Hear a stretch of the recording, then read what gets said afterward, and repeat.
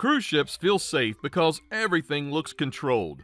But ex-cruise workers will tell you the real danger usually starts with small passenger mistakes. A shortcut, a balcony habit, a rule ignored once. Today, we're counting down 12 dangerous cruise mistakes to avoid before they turn your vacation into regret. Number 12. Ignoring the muster drill. The first dangerous mistake is treating the muster drill like it's just another boring announcement. A lot of passengers do this. They board the ship, they're excited, they want food, they want photos, they want to find the pool deck, and the safety briefing feels like something standing between them and the vacation. But ex-cruise workers know this is one of the most important moments of the entire trip. The muster drill tells you where to go, what to do, and how to move if something happens on board. Most cruises go smoothly, and that's exactly why passengers get careless. They assume emergencies are unlikely, so they don't pay attention when the instructions are calm. But that is the whole point. You're supposed to learn the route before there's noise, pressure, and confusion, or a crowd moving through the ship. Your muster station is not just a random meeting spot. It's your assigned place in an emergency, and the route to get there may not be the same route you would normally take from your cabin to the buffet or theater. So when you board, don't rush through this part mentally. Check your muster station. Notice the nearest stairwell. Pay attention to crew instructions. If you're traveling with seniors, children, or someone with mobility issues, make sure everyone knows what the plan is. Because in a real situation, the safest passenger is not the one who is calm by personality. It's the one who already knows where to go. Number 11. Packing fire risk items. The next mistake happens before the ship ever leaves port. Some passengers pack like they're going to a hotel. They bring irons, steamers, candles, hot plates, extension cords, or random power strips from home. They think, it's my cabin, what's the problem? The problem is that a cruise cabin is not a normal hotel room. It's a small space inside a moving ship surrounded by hundreds or thousands of other cabins. Fire is one of the most serious risks at sea, and crew members are trained to take anything related to heat, sparks, or open flame seriously. That's why many cruise lines ban items that create fire hazards. Not because they're trying to make your life difficult, but because one careless item can become a ship-wide emergency. An iron may seem harmless until someone leaves it on. A candle may feel romantic until the ship moves and it tips. A cheap power strip may seem useful until it overloads or overheats in a cabin that was never designed for that kind of setup. And this is where passengers get frustrated at security. They say, well, I use it at home all the time. But home is not a cruise ship. If you need clothes pressed, use the ship's laundry or pressing service. If you need more outlets, bring a cruise-approved adapter and check your cruise line's rules before packing. If you're unsure about an item, look it up before you leave home. Because once security takes it, your plan changes. And if something dangerous slips through, the consequences can be far beyond your cabin. Number 10. Smoking or vaping on the balcony. Now this one still surprises people. Some passengers think a balcony is private, so normal ship rules do not apply there. They step outside, close the door, light a cigarette, or use a vape, or flick ash into the air and assume no one will notice. Ex-cruise workers know this is a serious mistake. Balcony smoking is banned on many cruise lines, and it's not just about smell. Smoke can drift into nearby cabins. Ash can travel with the wind. Embers can move in ways passengers don't expect. And if something gets tossed overboard, that creates another problem entirely. Now, the balcony feels open, but you're still inside the ship's safety system. You're surrounded by other passengers. You're connected to rows of cabins, and you're subject to the same rules as everyone else. And crew members do not treat this like a small etiquette issue. If smoking is limited to designated areas, that means designated areas only. Not your balcony, not your bathroom, not the corridor, not a quiet corner where you think cameras do not see. The practical rule is simple. If you smoke or vape, find the approved area and use it. Do not test the boundary. Do not assume just once is harmless. And never throw cigarettes, ashes, matches, or anything else over the side. That quiet balcony moment can turn into a fine, a confrontation, or a report to security. The view is yours to enjoy. The railing is not an ashtray. Number 9. Leaving the balcony door open. Another mistake ex-cruise workers notice is leaving the balcony door open for long periods. At first, it sounds harmless. You want fresh air. You want to hear the ocean. You want the cabin to feel more open. Maybe you think the air conditioning will balance everything out. But cruise cabins are designed to work as controlled spaces. When you leave the balcony door open, you can create pressure problems. You can make the cabin humid, or you can cause doors to slam. You can make surfaces damp, and in some cases, you can affect the air conditioning, not just for your comfort, but for the system around you. That peaceful ocean breeze can quickly turn your room into a sticky, damp box. If the ship is moving through wind or rougher conditions, the risk gets worse. A door can slam hard, papers can fly, items can fall. Someone can step through the balcony doorway and slip because moisture has collected near the entrance. The mistake is not opening the balcony door. You paid for the balcony. Use it. The mistake is treating it like a window you can leave open all night. When you're outside, enjoy it. When you come back in, close it properly. Lock it when you leave the cabin. And don't prop it open with a chair. Don't sleep with it open, and never let kids treat the balcony doorway like a play area. The balcony should add peace to your cruise. It should not quietly create problems while you sleep. Number 8. Walking on wet decks like you're still on land. This mistake is painfully simple. Passengers walk too fast on wet decks. That's it. No dramatic story, no big mystery. Just wet flooring, bad shoes, one distracted step, and suddenly the entire cruise changes. Ex-cruise workers see this all the time because cruise ships are full of wet zones. Pool decks, outdoor stairs, buffet entrances after rain, spa areas, gangways, open decks where sea spray reaches the floor. Even indoor areas can become slippery when passengers track water in from outside, and the ship itself is moving. Even when the sea feels calm, there's still motion under your feet. Most of the time, your body adjusts without thinking, but when the surface is wet, that small movement matters. Now add a drink in one hand, a phone in the other, sandals with no grip, and someone rushing because trivia is about to start. That's how people fall. For younger passengers, it may be embarrassing. For seniors, it can be trip-ending. A wrist, hip, knee, or shoulder injury on day 2 can turn the rest of the cruise into medical visits, pain, and missed ports. So slow down. Wear shoes with grip. Use handrails. Don't run near pools. And don't stare at your phone while walking across wet areas. If the crew puts out warning signs, respect them. They're not decoration. They're usually there because someone already slipped or because the crew knows the surface is risky. On a cruise ship, walking carefully is not being nervous. It's being experienced. Number 7. Treating crew-only areas like shortcuts. This is one of those mistakes passengers sometimes make because they're curious. They see a door open. They see crew moving through a corridor. They think, well, maybe this is a quicker way back to my cabin. Or they want to peek behind the scenes. Or they're trying to find a quiet spot for a photo.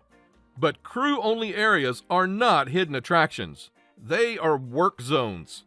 Behind those doors, there may be narrow service corridors, carts, storage areas, crew stairways, equipment, laundry movement, food service routes, security areas, or machinery access. These spaces are built for trained staff who know how the ship functions. They are not designed for passengers wandering around in flip-flops, carrying drinks, and trying to find the elevator. This is also a security issue. If an area says crew only, restricted, or authorized personnel, that is the end of the conversation. You do not need to test it. You do not need to follow someone through it. and you do not need to ask whether just one photo is allowed. If an outdoor deck is closed because of weather, don't treat it as a challenge. Cruise workers close areas for a reason. Wind, wet surfaces, ship movement, maintenance, docking operations, and safety procedures can all turn a normal-looking space into a risk. If you're lost, ask a crew member. If a door is marked restricted, stay out. Cruise shortcuts are not passenger shortcuts. They're part of the machine that keeps the ship running. And before we get into the 6 mistakes crews worry about most, like and subscribe, because these are the small habits that can change your entire cruise. Number 6, skipping hand washing because there's sanitizer nearby. Now we get into the mistakes that can affect not just you, but everyone around you. And this one is everywhere. Some passengers walk into the buffet, pump a little hand sanitizer into their hands, rub it for half a second, and think they're done. Others even skip that because they just washed their hands earlier. But cruise ships are shared environments. You touch elevator buttons, railings, buffet tongs, menus, casino machines, theater seats, door handles, touch screens, excursion buses, restroom doors, cabin cards, luggage handles. Then you eat. That's the part people forget. Ex-cruise workers know that stomach illness can spread fast on board because passengers are living, eating, walking, and relaxing in the same contained environment. Sanitizer helps in some situations, but it should not replace soap and water, especially before eating and after using the bathroom. The practical rule is not complicated. Wash your hands before meals. Wash after the restroom. Wash when you return from port. Wash after touching shared surfaces for long periods. And if you see someone get sick nearby, leave the area and let crew handle it. Now, don't turn hygiene into paranoia. Just make it automatic. Before the buffet, wash. After the casino, wash. After an excursion, wash. Before touching your face or eating finger foods, wash. The ship can clean all day long, but your hands are your responsibility. The buffet line is not the danger. The danger is what hundreds of hands touched before they touched it. Number 5, hiding symptoms because you don't want to miss the trip. Now, this is one of the most dangerous mistakes because it comes from fear. A passenger starts feeling sick, maybe stomach symptoms, maybe fever or maybe dizziness, maybe something that feels worse than normal seasickness.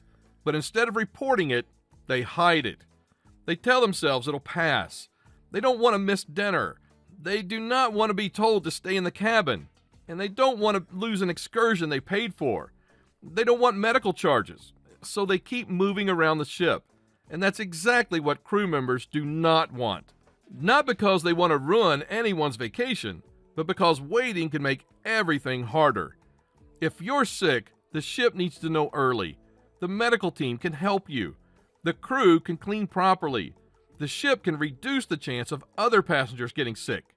But if you wait until symptoms are obvious, you may have already touched shared surfaces, sat in public areas, used buffet utensils, and entered elevators and spent hours near other people.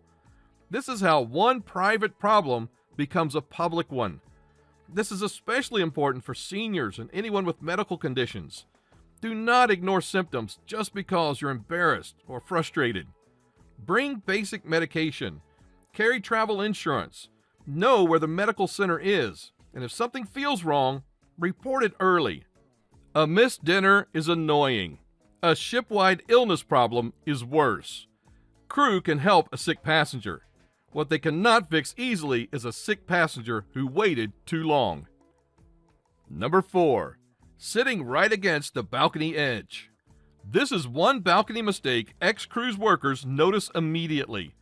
Some passengers sit right against the balcony edge. They lean their back or shoulders into the railing. They put their feet too close to the lower gap. They twist their body for photos. They let children sit near the edge because the view looks beautiful and the moment feels harmless. But that balcony railing is not furniture. It's a protective barrier. That sounds obvious, but passengers forget it because the balcony feels calm. You're in your robe, you have coffee, the ocean is moving slowly, the air feels peaceful. Nothing about the moment feels dangerous. And that is why the habit is risky. Dangerous balcony behavior often starts as comfort. Then it becomes leaning, then posing, then sitting too close, then standing on furniture for a better photo, then letting a child climb onto a chair beside the rail because, well, we're right here. Now, cruise lines take railing behavior seriously for a reason. Sitting, standing, lying, climbing, or leaning over protective barriers is unsafe. The rule is not there to annoy passengers. It's there because the ship is moving, the wind can shift, surfaces can be wet, and one bad decision near a railing leaves no room for correction. The safest balcony habit is simple. Sit back from the edge. Keep both feet on the balcony floor. Do not climb on chairs. Do not lean your body over the rail. Do not let children sit, stand, or play near the railing. Do not reach over for a photo. And do not use the balcony edge to stretch, pose, smoke, dry clothes, or hold anything loosely. If you want a picture, step back. The ocean will still look beautiful. In fact, the photo usually looks better when you're not risking your balance to take it. A cruise balcony should be peaceful. But if your body is using the railing for support, you're already too close. Number 3. Drinking too much before walking decks or using the balcony. This mistake is not about judging anyone for drinking on vacation. It's about what alcohol does to judgment in places where judgment matters. Cruise ships are full of stairs, railings, wet decks, balconies, glass doors, elevators, crowded corridors, and outdoor spaces. Add alcohol, late-night fatigue, wind, ship movement, and poor lighting, and simple decisions become less simple. Ex-cruise workers do not only worry about the loud passenger at the bar, they worry about the quiet passenger who has had too much and decides to walk alone on an outer deck. The couple arguing near a railing. The person trying to take a funny balcony photo. The group running downstairs because they're excited. The passenger who forgets which deck they're on and starts opening the wrong doors. Alcohol does not need to create chaos to become dangerous. Sometimes it just makes someone a little too confident. That's why cruise workers pay attention to behaviors around bars, elevators, pools, stairwells, and balconies. They know the ship is still moving, even when passengers forget it. The practical advice is boring, but it works. Know your limit. Eat before drinking. Drink water. Use elevators if you feel unsteady. Avoid balcony photos after drinking. Do not walk alone on open decks late at night if your balance is off. And if someone in your group is clearly not steady, do not let them wander back alone. The drink package is not the problem. The problem is acting like the ship becomes land after the third drink. It does not. Number 2. Letting kids roam without knowing the ship rules. Cruise ships are family friendly. That does not mean the ship supervises your family for you. Now, this is a mistake that many good parents make. They step on board, see families everywhere, see kids clubs, pools, arcades, pizza, the elevators, and friendly staff, and assume the ship is basically a floating resort where children can roam freely. But a ship is still a ship. It has stairwells, railings, balconies, crew-only areas, crowded corridors, adult-only spaces, slippery decks, elevators, pools, theaters, and thousands of strangers moving in different directions. Ex-cruise workers see children running through hallways, pressing every elevator button, climbing on furniture, leaning near railings, playing on stairs, or wandering into places they should not be. Most of the time, nothing happens. But safety is not built on most of the time. Parents need a plan. Teach your children the cabin number. Do not let them display personal cabin information publicly. Set clear meeting points. Explain which areas are off limits. Make sure they understand balcony rules before they ever step outside. Do not let them climb on balcony chairs. Don't let them sit near railings. And don't let older kids treat the ship like a mall with no exits. If they're using the youth club, know the pickup rules. If your cruise app has messaging, use it. If they're old enough to explore certain areas, set time limits and check-in points. And for younger children, the rule is even simpler. If there's water, stairs, railings, or crowds, stay close. The ship may be designed for families, but your child still needs your eyes. Number 1. Ignoring crew instructions during rough weather. The most dangerous mistake is also the one that reveals whether a passenger understands cruising. Ignoring crew instructions when conditions change. Rough weather does not always look dramatic at first.